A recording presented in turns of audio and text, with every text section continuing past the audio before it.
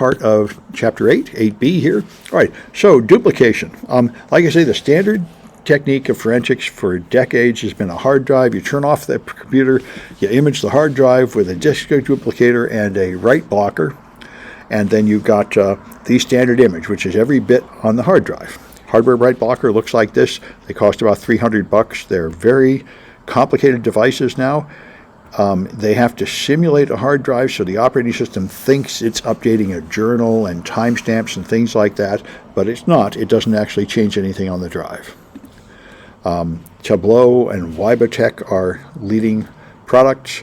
You can also do it in software with boot disks. There have been a variety of forensic boot disks. The one I've seen most recently is Tsurugi, which is pretty nice, blocking it with software. But those are typically used only by students and amateurs. Professionals get a hardware write blocker because it's too easy with software to make the mistake of mixing up the evidence and the collection drive. And of course, that's really bad because it doesn't know. Over here, you know which part of this plugs in. You know this is the evidence drive, and you're not going to get it confused. Here, you could easily get it confused because it's just going to be a software tool. And the software is really just a shell around DD, but they have modified the operating system not to write anything to the drive. All right, so you can use DD or DC3DD, which comes from a U.S. government, I think, computer forensic lab, and all it does is add some metadata like hash values, or FTK Imager, or Encase, or many a variety of other tools. Hardware disk duplicators are better, but convenient, expensive, but nicer. So make sure your source media is write protected. Make sure your examination environment will not write to it. Like normal operating systems, just booting with a drive connected will write to the journal and write to some timestamps and perhaps the trash can, things like that, and you don't want any changes. Make sure you have a nice big place to store the data, big enough to store it all, and make sure you understand the command line options if you're using your command line tools. Most people prefer. Have you used SemGrep? No, is SemGrep a code scanner? That's interesting. I'm glad you mentioned it. I'll check that out later. Anyway, all right, so DD is included in Linux and Unix by default, and it will just copy one drive to another. And these are the ones that add the missing features like hash values. They all work fine. The only problem is you have IF equals /dev/SDA for the input, and OF equals /dev/SDB for the output, and it's very easy to get confused and copy the data the wrong way. Another reason why you'd like a hardware write blocker, so if you make that mistake, it won't write. All right, auto mounting I mentioned. Every modern OS will automatically mount the disk and write on it immediately, so a hardware write blocker is your best defense. But the forensic live DVDs block that in software, so they don't actually do any writing. Encase has several tools that come with Encase if you pay for that. Command line utilities. There's a Linux-based boot disk they provide too. And there's free tools to image drives too. All right. And then there's live duplication. This is where you have a running operating system and you're going to make an image of the files. This is called a smear because the files are changing while you're copying them. So the files are not all made at the same time in the same frozen state. But this is what you do if you want to image something while it's running, which you might have to do for a variety of reasons. Business critical systems you don't want to turn off. Encrypted drives that you cannot image with the power off. You have to boot them up and log in to decrypt them. Or, as I mentioned before, if you're doing an investigation of internal crime on a company and you want to image somebody's laptop during the business day while they're working without them knowing, then you would do it this way, over the network.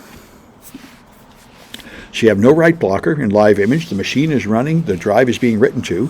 You are changing the system. So the data you get will be partly due to your imaging tools, a thing to be aware of.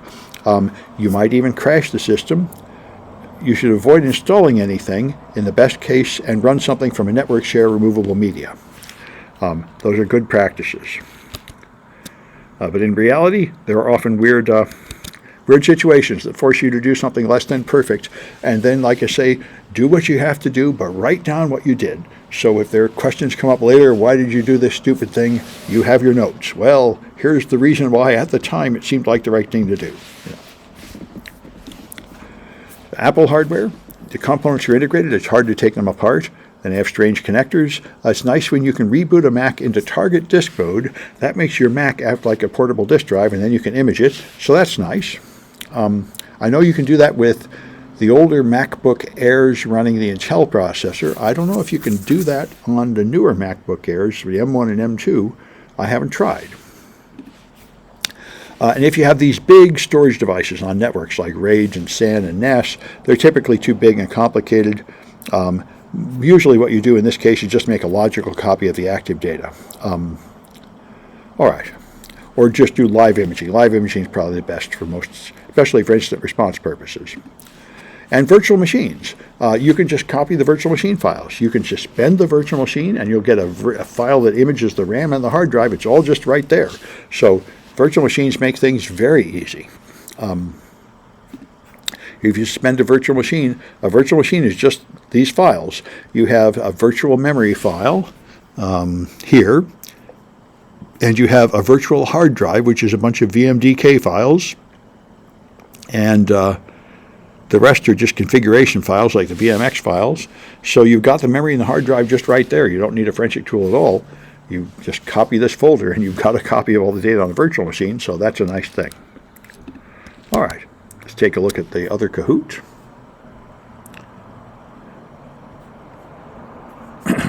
Yeah.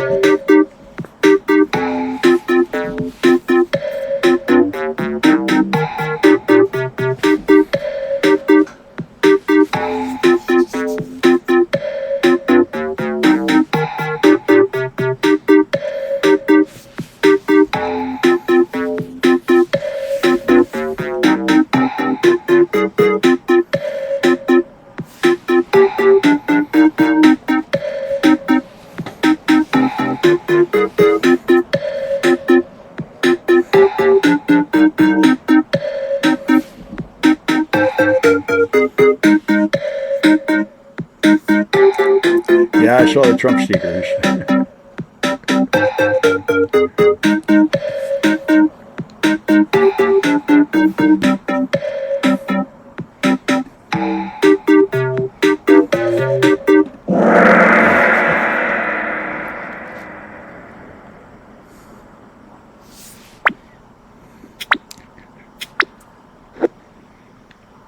All right, so what software is included in every Linux?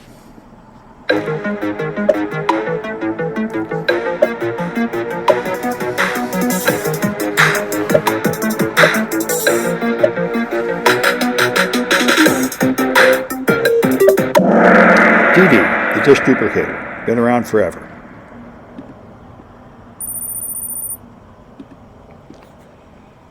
All right, which one is free Windows software?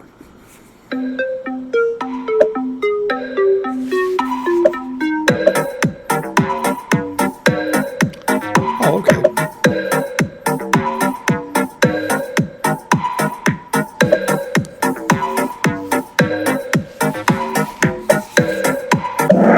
I was a little confused. It's not from Microsoft, but it is free. We've used it, FTK Imager. Like many products, they make the collection software free, but the analysis software costs money. This is very common.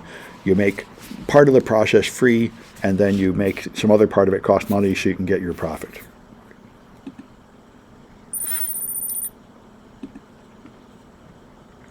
All right, what system will let you copy a few files and then you get the whole complete disk image?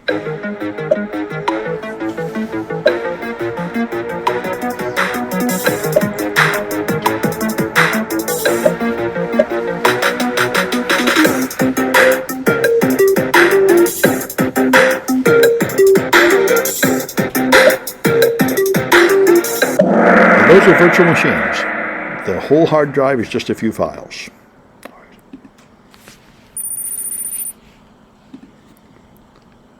And which one is particularly helpful for Macs?